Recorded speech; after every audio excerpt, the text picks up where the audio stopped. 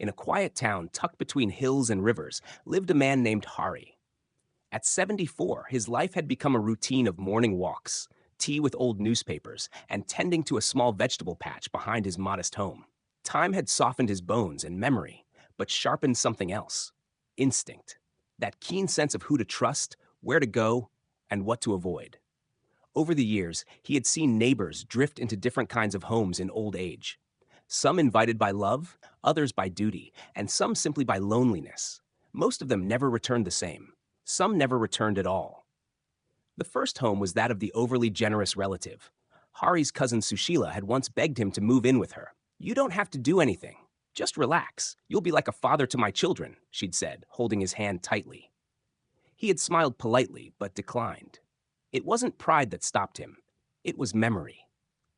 Years ago, their uncle Ramesh had done exactly that. At first, it was perfect: daily chai, laughter at dinner, birthday parties. But then the subtle shifts began: a sharp tone when he used too much electricity, a glance of irritation when he misplaced the remote. His presence became a burden too heavy to be acknowledged. Ramesh died quietly in a back room, no one there but a nurse hired for appearances. Generosity often came with hidden terms, Hari had realized. Love with limits was dangerous for the old. The second was the home where children lived. Not his own, but anyone's. Friends would say, "Come live with my son and his wife. They adore you." Maybe they did, but adoration fades when routines collide. Hari had visited his old friend Kalyan, who had moved in with his daughter. Her home was elegant, with marble floors and soft rugs, but it was also filled with unspoken tension. Kalyan sat alone most of the day, the television his only companion. His daughter was kind, but busy. Her husband nodded politely, but never lingered. The grandkids were buried in phones. Kalyan whispered to Hari during a walk, "I feel like an old photo, kept out of obligation, not love. Love." Hari nodded. It wasn't always resentment. Sometimes it was just the way life pulled people in different directions. And old age didn't fit neatly into busy lives. The third was the home of an old flame. When Hari was young, he had fallen in love with Mira. She had married someone else, as had he. Life went on. Decades later, Mira was widowed and wrote him a letter. "Come visit. Let's share some memories," she'd written in a handwriting still beautiful. He thought about it, about the warmth of old affection, but something held him back. He remembered their last meeting, how different they had become, how time had carved two entirely separate people out of what was once a single love. Their memories were warm, but their realities had diverged too far. He never went. Later, he heard Mira had let another old friend stay.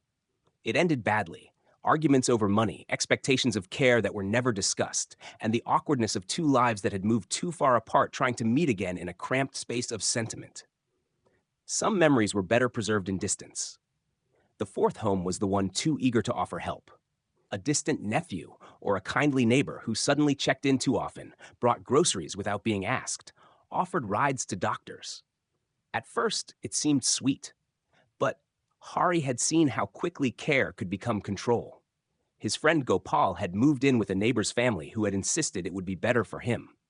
They managed his medicines, meals, and even bank visits. But within months, they also managed his bank account, sold his ancestral home for his benefit, and left him with a fraction of his freedom. Gopal, once proud and independent, now spoke in whispers. Help without boundaries was a leash in disguise. Hari wasn't bitter. He loved company, cherished friendships, and still hosted his nieces and nephews on festivals. But he always returned to his own bed at night, in his own home, where no one resented his cough or judged his slow walk. He cooked his meals, read what he liked, and if he fell ill, he had a small fund and a trusted doctor. Freedom, he believed, was the last gift old age could offer, and he guarded it with quiet ferocity.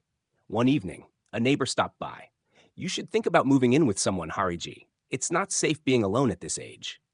Hari smiled gently. "I'm not alone," he said. "I'm with myself. That's company enough, and the only one I can trust without hesitation."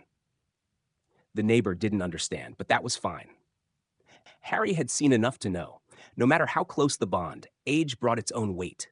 It bent spines, slowed feet, and altered relationships. Even love, if not handled with care, could turn brittle. The warmth of others was best enjoyed in moderation. Visits were fine, even joyful. but visits ended. Living inside someone else's routine was a risk he chose never to take. And so, he remained where he was, old but whole. He tended his garden, nodded at the birds, and sometimes, late at night, whispered to the stars the names of those who had left: Ramesh, Kalyan, Gopal, Mira. Each had followed a path with the best of intentions. Each had walked into one of those four homes. None had found peace. Hari had, because he stayed behind.